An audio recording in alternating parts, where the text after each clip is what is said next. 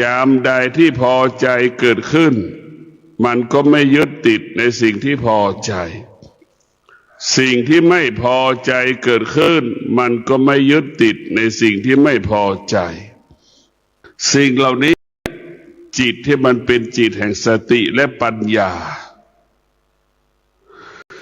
ที่มีสติจิตที่มีปัญญาแล้วมันจะไม่เข้าไปยึดติด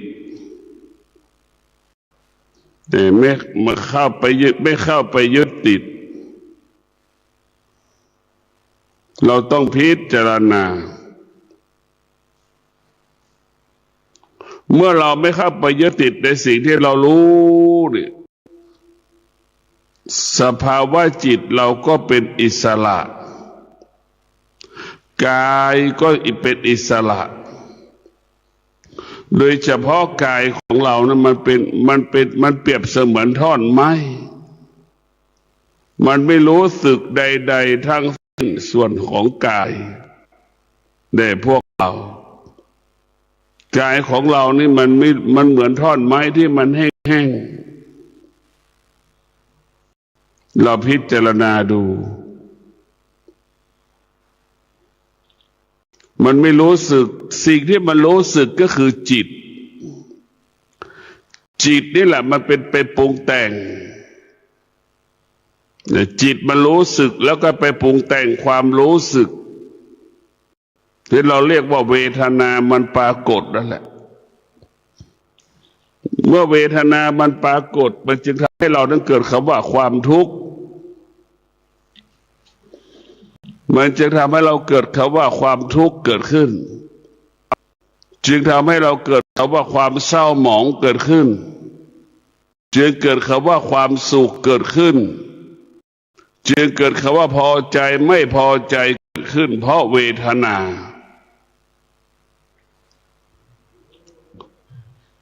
เราต้องพิจารณาว่าในเรื่องความรู้สึก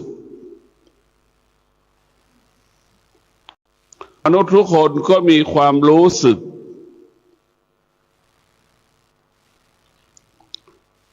แต่พระพุทธเจ้าบอกสอนให้เราควบคุมความรู้สึกเราจะไม่ยึดติดในความรู้สึกความรู้สึกทั้งปวงน่ะมันเป็นสิ่งที่ไม่เที่ยงความรู้สึกทั้งปวงมันเปลี่ยนแปลง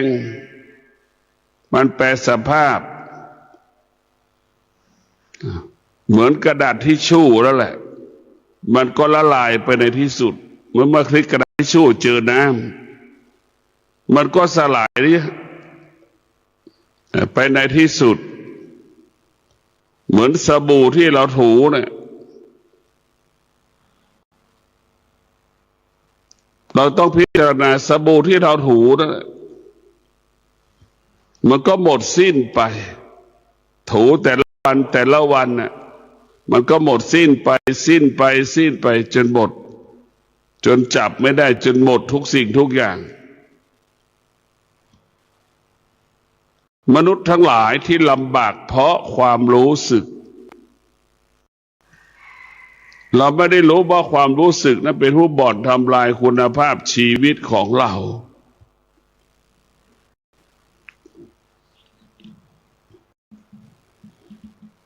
ถ้าเราไม่มีความรู้สึก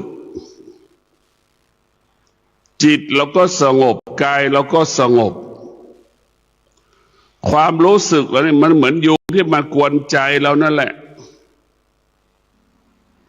มันทำให้จิตเราไม่สงบ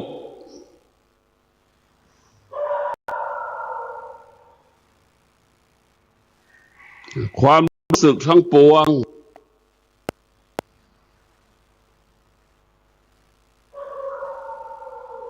ความรู้สึกทั้งปวงเนี่ยมันก็เหมือนเชื้อไวรัสนั่นแหละมันแพร่เชื้อกระจายเชื้อจนเราตายเพราะฉะนั้นเราจะต้องมีสติที่จะหยุดความรู้สึก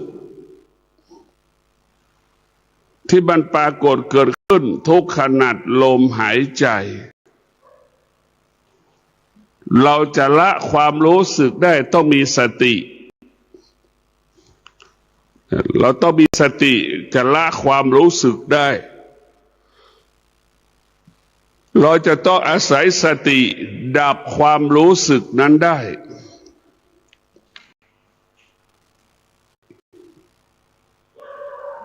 แต่พวกเราต้องมีสติ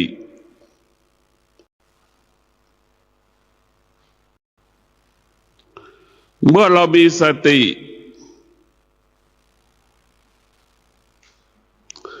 สิ่งต่างๆไม่สามารถ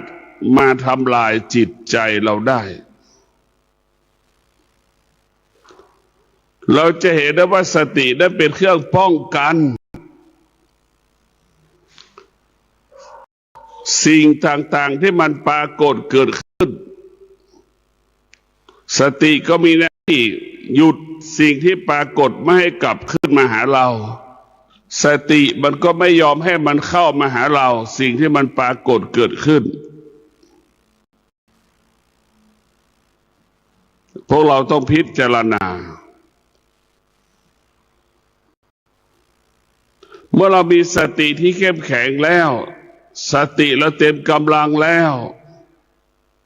สตินั่นแหละจะเป็นหลักที่ปกป้องคุ้มครองรักษาจิตของเราเมื่อเรามีสติคำว่ามั่นคงมันก็เกิดเมื่อเรามีสติความปลอดภัยก็เกิดเมื่อเรามีสติชีวิตเราก็อุดมสมบูรณ์ไปด้วยทรัพย์สมบัติปัจจัยสี่เมื่อเรามีสติความโลภความโกรธความหลงมันกระทุเราเบาบางลงในพวกเราทั้งหลายเราจะชีวิตเราจะมั่นคงได้ต้องอาศัยสติแต่ชีวิตของเราทุกวันนี้ทุกคนหรือคนจำนวนมากอาศัยความคิดเมื่อชีวิตมันอาศัยความคิดชีวิตมันจึงผิดปกตินะชีวิตเราผิดปกติตลอดเกิดขึ้นแล้วก็จากไปเราขาดชีวิตที่อาศัยความคิด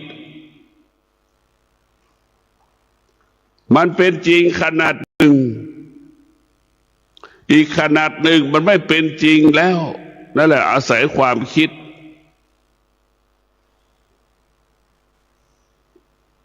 เราต้องอยู่เหนือความคิดผู้ที่มีสติจะอยู่เหนือความคิดควบคุมความคิดได้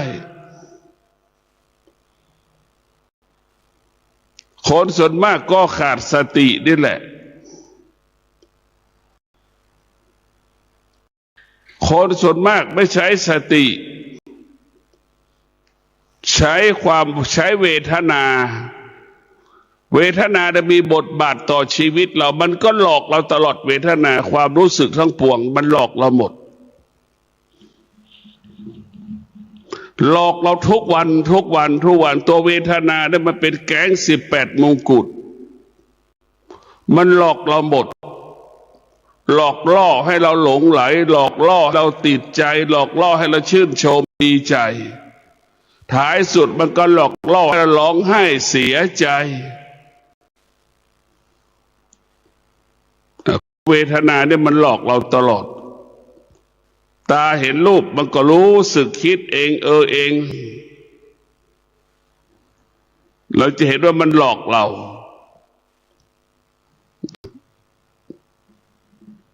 หลักธรรมะที่เป็นหลักให้กับชีวิตเราก็คือสติเป็นหลักให้กับจิตสติเป็นหลักให้กับกายสติมันจะอยู่กับความเป็นจริงเช่นสติมันจะบอกให้เราอดทนอย่างเงี้ยนี่คือสติอยู่กับความเป็นจริงสติมันจะบอกให้เราเข้าใจว่าสิ่งที่เรารู้สึกสารพัดความรู้สึกมันไม่ ไม่เที่ยงอย่างนี้มันจะบอกให้เรารู้อยู่กับความเป็นจริงเนี่ยธรรมะจะอยู่กับความเป็นจริงอยู่ตลอดเวลา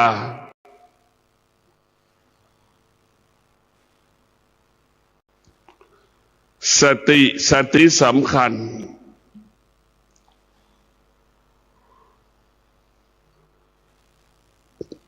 บุคคลใดก็แล้วแต่ที่มีสติเป็นผู้ตั้งมั่นในสิ่งต่างๆมีความมั่นคงในสิ่งที่จะกระทำจะทำอะไรแล้วความมั่นคงมันเกิดบุคคลที่มีสติ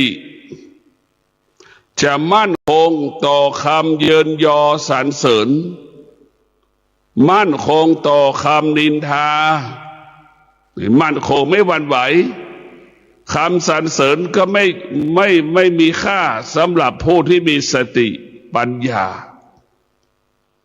คำนินทาคำใส่ร้ายป้ายสีก็ไม่มีค่าสำหรับจิตที่มีสติและปัญญาเรามีสติเรามีปัญญา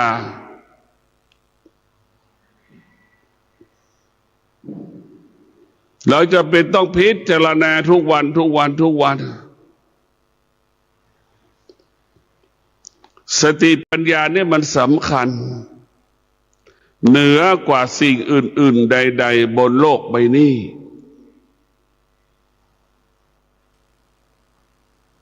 เรามีสติมีปัญญาแล้วเราไม่ต้องกลัวมันจะให้เรานั้นปกติตลอดเวลามันจะไม่ให้เราเสียใจร้องไห้เสียใจเพราะสติปัญญาจะเป็นผู้ให้เรารู้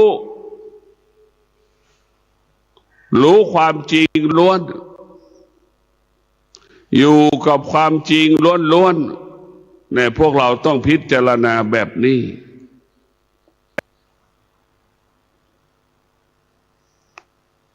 ชีวิตที่มันเกิดมาแล้วมันไม่มีธรรมะเนี่ยมันก็เหมือนคนจรจัดชีวิตเราไม่มีธรรมะเหมือนคนจรจัดชีวิตคนที่มีธรรมะก็เหมือนคนที่มีบ้านอยู่เนี่ยพวกเราต่างกันยังไงคนที่มีบ้านอยู่กับคนจรจัดไม่มีบ้านอยู่มันแตกต่างกันแต่เราต้องพิจารณา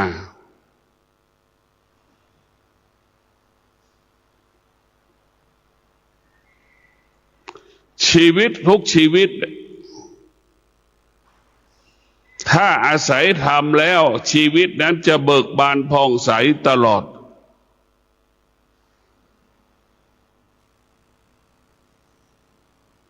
ถ้าคนส่วนมากมันก็ไปอาศัยความคิดกันหมดความคิดมันกลายเป็นเงาติดตัวเราตลอดเวลาเราจึงเกิดอาการสำแดงอาการสุขทุกข์ตลอดเวลาอยู่ภายใต้สุขทุกข์ตลอดเวลาสุขทุกข์ก็เกิดอาการเกิดขึ้นสำแดงอาการ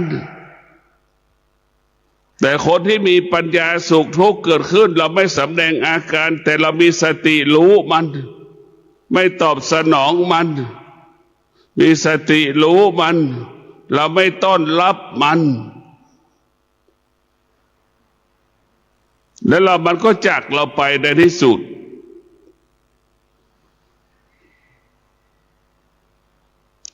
สภาวะจิตของเราที่มีสติมีปัญญานี่มันทำให้เรานั้นมีกายที่เบามีใจที่สบายใจดวงจิตดวงที่เรามีสติมีปัญญาเดี๋ยวจะรู้มันจะรู้แจ้งรู้ความจริงตามความเป็นจริงเกิดก็เป็นทุกข์ แก่ก็เป็นทุกข์เจ็บก็เป็นทุกข์ตายก็เป็นทุกข์การรับรู้ของมนุษย์เป็นทุกข์มากกว่าเป็นความทุกข์มากกว่าเป็นความสุข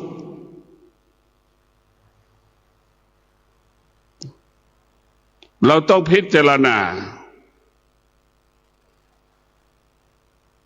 เมื่อเราพิจารณาแล้วเราก็จะอยู่เหนือสิ่งที่เรารู้ทั้งหมดให้เหลือแต่สติกับปัญญา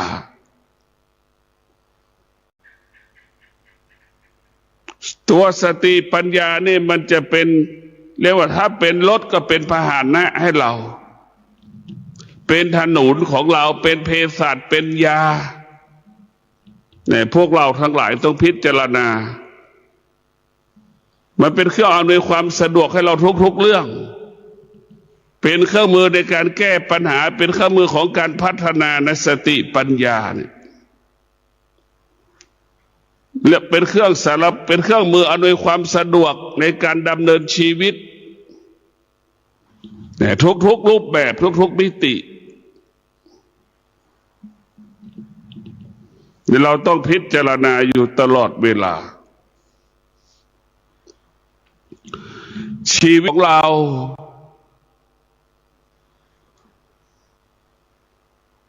เมื่อเราอาศัยธรรม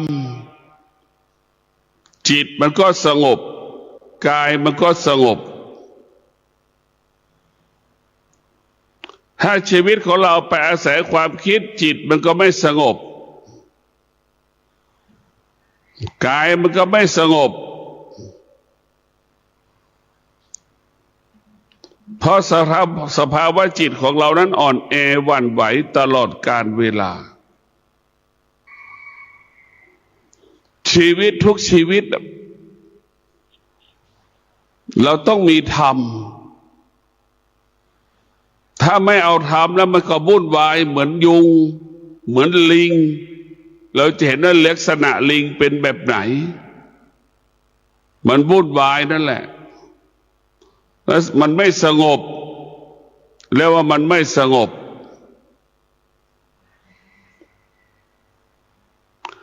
เมื่อจิตไม่สงบเนี่ยมันก็เป็นทุกข์อีก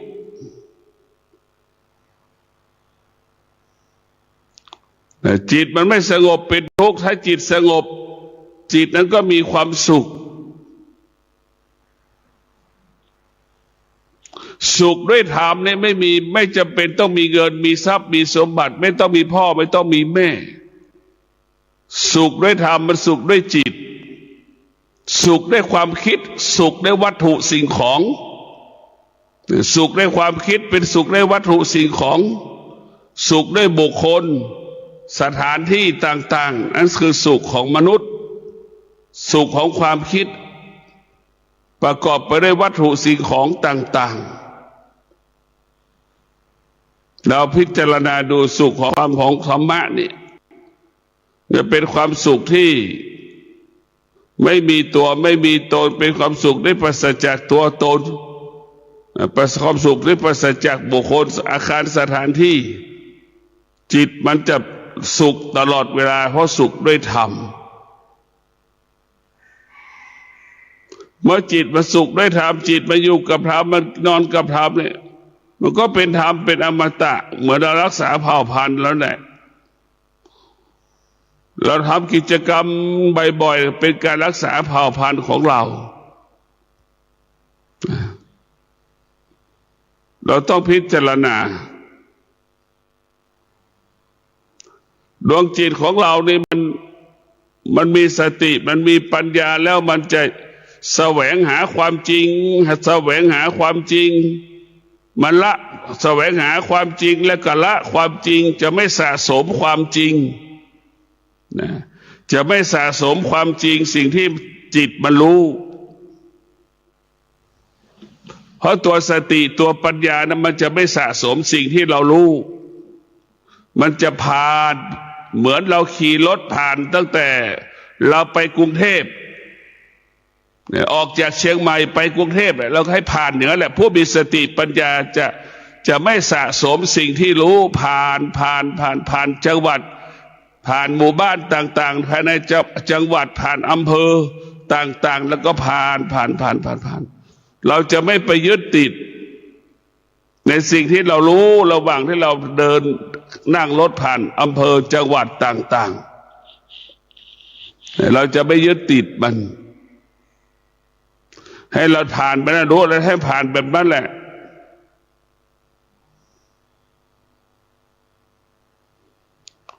บุคคลที่มีสติบุคคลที่มีสตินะพวกเรา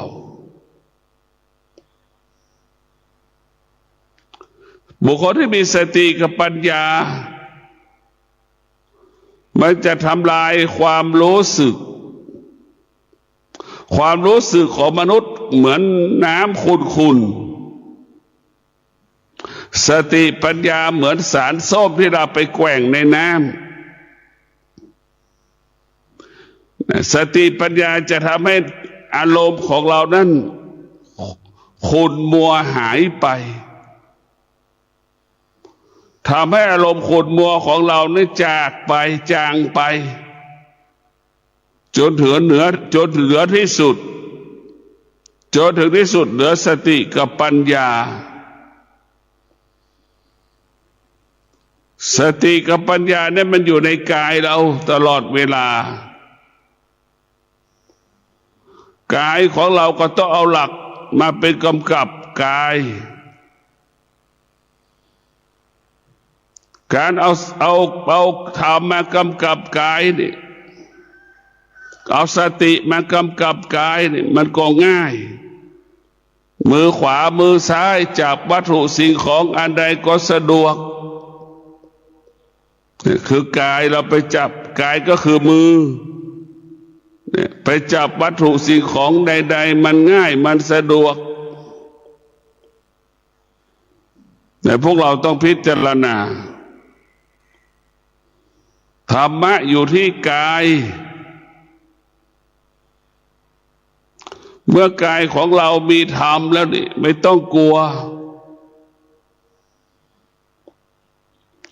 เมื่อกายเรามีธรรมแล้วเราก็จะอยู่เหนือสิ่งที่เรารู้ทั้งหมดเรียกว่าอยู่เหนือเวทนานั่นแหละอยู่เหนือความรู้สึกเหนือความนึกคิดมันจะคิดก็เรื่องของมันจะพูดก็เรื่องของมันไม่ใช่เรื่องของเรา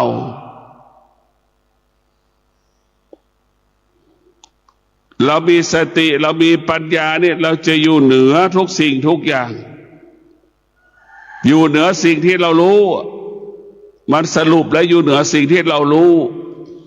สิ่งที่เรารู้มันก็ไม่มีค่าสิ่งที่เรารู้เราก็ไม่มีความหมายสิ่งที่เรารู้ไม่สามารถทำให้จิตกับกายเราสะเทือนหวั่นไหวได้เพราะเรามีสติปัญญาเป็นที่ตั้งสติปัญญานั้นเปรียบเสมือนผู้รู้เหมือนผู้รู้นะพวกเราทั้งหลายเป็นผู้เชี่ยวชาญในสติปัญญาเป็นผู้เชี่ยวชาญเป็นผู้วัดผลประมวลผลว่าคนไทยไปเขมรมีเท่าไหร่รู้อย่างนั้นแหละไปกี่คนอย่างนี้รู้หมดเราต้องมีสติมีปัญญาอยู่เหนือสิ่งที่เรารู้นี่แหละจึงเกิดคำว่าสติปัญญานั้นเป็นอยู่เหนือสิ่งที่เรารู้ทั้งหมดที่เราทุกข์ทรมานลำบากเพราะเขาไปยึดติดในสิ่งที่เรารู้ที่เราเสียหายเดือดร้อนก็เพราะเราไปมีส่วนร่วมกับเขาว่าความรู้ไปปรุงแต่งกับเวทนาจนถึงที่สุดเราก็ประสบปัญหากับการปรุงแต่งการปรุงแต่งก็อาศัยเวทนากับอุปทานนี่แหละพวกเรามันจึงทำให้เรานั้นเป็นทุกข์เพราะเราขาดสติเรามีสติแล้วมันจะเป็นไปตามที่เราต้องการและปรารถนา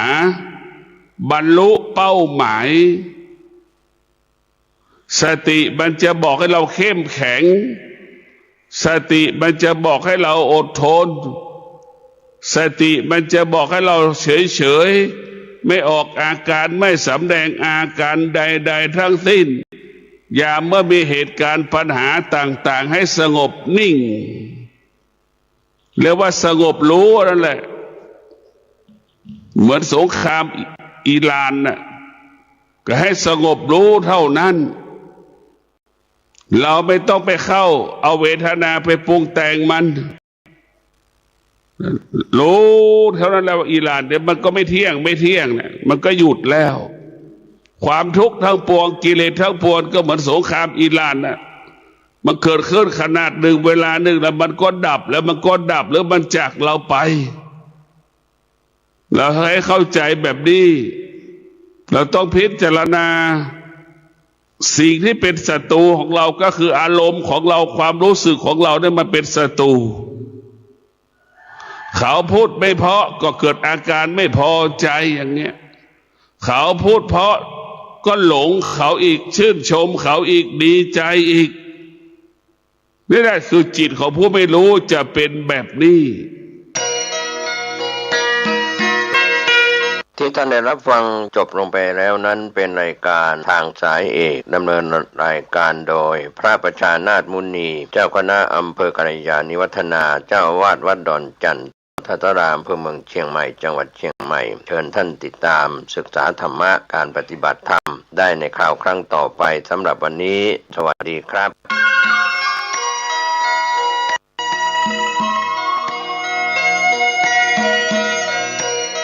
สารเพื่อการประชาสัมพันธ์โครงการปรับภูมิทัศน์และพัฒนาปรับพื้นที่รอบอุโบสถวัดป่าแดงมหาวิหารมติคณะกรรมการบริหารวัดป่าแดงมหาวิหารครั้งที่ 4/2567 ได้เห็นชอบและอนุมัติให้ดำเนิน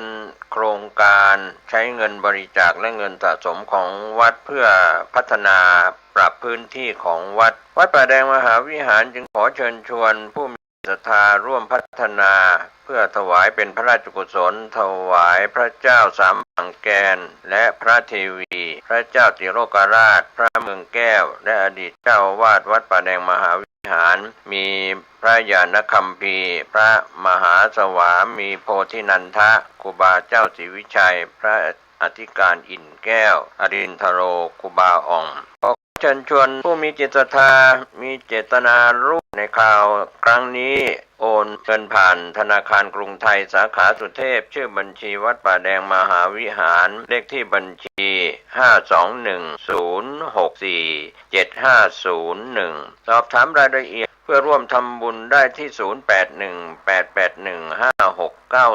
ก็เป็นโครงการปรับภูมิทัศน์และพัฒนาปรับพื้นที่รอบอุโบสถวัดป่าแดงมหาวิหารตำบลสุเทพอำเภอเมืองเชียงใหม่จังหวัดเชียงใหม่โครงการนี้เริ่มดำเนินการท่านที่จะร่วมบุญร่วมกุศลร่วมอนุโมทนาได้บุญได้กุศลได้ความดีโดยทั่วหน้ากัน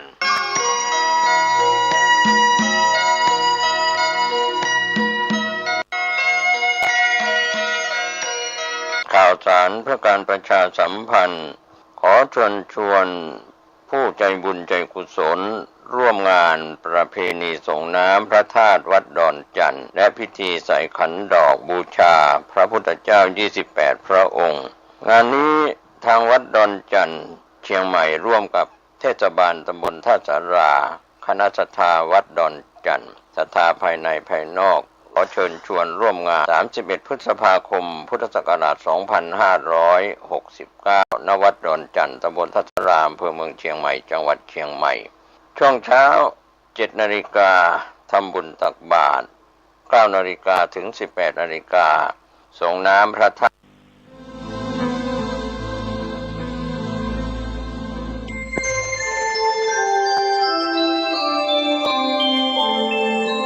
ขณะนี้ท่านกำลังฟังสถานีวิทยุกระจายเสียง